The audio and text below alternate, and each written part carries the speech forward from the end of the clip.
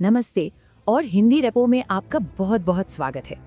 आज हम मध्य प्रदेश के सतना की एक ऐसी कहानी में गहराई से उतरेंगे जो सत्ता, जुर्म और इंसाफ के बीच के जो उलझे हुए तार है ना, उन पर बड़े सवाल खड़े करती है। भाजपा की सरकार है, मेरा कुछ नहीं होगा। ये जो लाइन है ना, ये एक वायरल वीडियो से है और सच कहूँ तो यही इस पूरी कहानी का सेंटर पॉइंट है।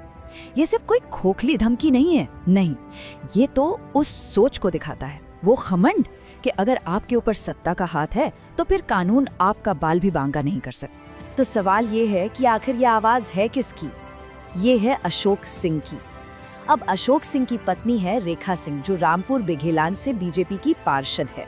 और बस यही पॉलिटिकल कनेक्शन इस पूरे केस में एक नया एंगल जोड़ देता है और सबसे बड़ा सवाल खड़ा करता है, क्या इस कनेक्शन की वजह से जांच पर कोई असर पड़े?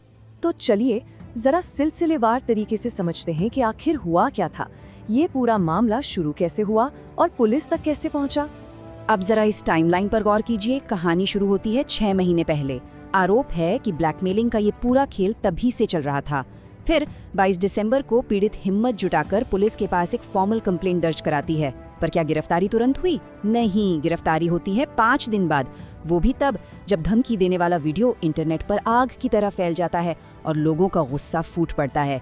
तब जाकर पुलिस 27 दिसंबर को उसे गिरफ्तार करती है। ये जो 5 दिन की देरी है ना, ये अपने आप में बहुत कुछ कहती है। तो अब तक लग रहा था कि चलो गिरफ्तारी हो गई, अब शायद इंसाफ की गाड़ी पटरी पर आएगी। लेकिन तभी इस केस में एक ऐसा जबरदस्त ट्विस्ट आता है जिसकी किसी ने उम्मीद नहीं की थी। कहानी मतलब 180 डिग्री घूम जाती है। देखिए, पहले जो शिकायत थी उसमें चाकू की नोक पर रेप जैसा बेहद संगीन इल्जाम था, लेकिन कुछ ही दिन बाद 28 दिसंबर को बयान पूरी तरह बदल जाता है। अब कहा जाता है कि रेप नहीं हुआ, सिर्फ छेड़छाड़, अश्लील इशारे और धमकी दी गई थी। सोचिए कितना बड़ा बदलाव है ये। तो सबसे बड़ा सवाल यही उठता है कि आखिर ऐसा क्या हुआ होगा कि कोई अपने बयान से इतना पलट जाए? क्या कोई दबाव था, कोई डर, खासकर तब जब सामने वाला इतना पॉलिटिकली कनेक्टेड हो? अब अगर हम अशोक सिंह का क्रिमिनल रिकॉर्ड देखें ना, तो वो भी कुछ कम नहीं है। पुलिस रिकॉर्ड्स की माने तो लगभग 3 दशकों से उसका नाम जुर्म की दुनिया से जुड़ा हुआ है। अटेम्प्ट टू मर्डर से लेकर धोखाधड़ी तक, मतलब कई गंभीर मामले दर्ज हैं। इतना ही नहीं, उसे एक बार जिले से बाहर तक किया जा चुका था, जिसे जिला बदर कहते हैं। तो ये जो रिकॉर्ड है, ये साफ साफ दिखाता है कि उस इलाके में उसका दबदबा किस तरह का होगा। देखिए, ये मामला सिर्फ अशोक सिंह या सतना की एक घटना का नहीं है, नहीं, ये तो एक बहुत बड़ी और गहरी समस्या की तरफ इशारा करता है जो पूरे देश में फैली हुई है। तो सवाल फिर वही है, क्या ये जो कॉन्फिडेंस है ना कि मेरा कुछ नहीं होगा, ये सिर्फ अशोक सिंह के अंदर है, या फिर ये उस गहरे गठजोड़ की कहानी है जो हमारे यहाँ अपराध और राजनीति के बीच बन चुका है? अब जरा इन आंकड़ों पे नजर डालिए, ये आपको हैरान कर देंगे।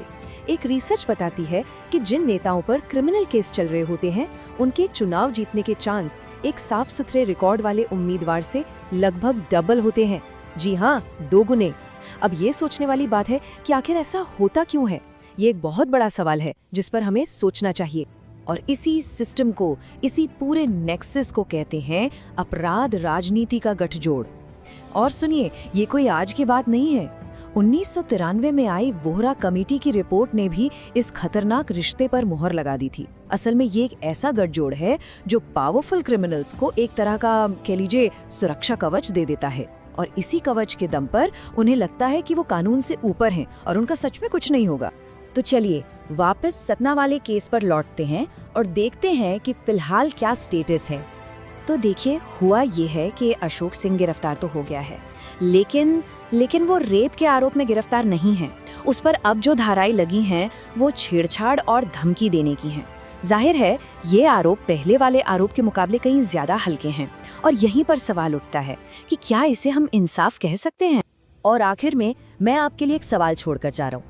जब सत्ता और अपराध का गठजोड़ इतना मजबूत हो तो असल में कटघरे में कौन खड़ा होता है? सिर्फ वो आरोपी, या फिर हमारा पूरा का पूरा जस्टिस सिस्टम ही एक इम्तिहान दे रहा होता है? अगर आप भी ऐसे ही मामलों की गहराई में जाना चाहते हैं और उनके पीछे की बड़ी पिक्चर को समझना चाहते हैं तो हिंदी रेपो के साथ जरूर जुड़ें। हमें फॉलो करना मत भूलिएगा।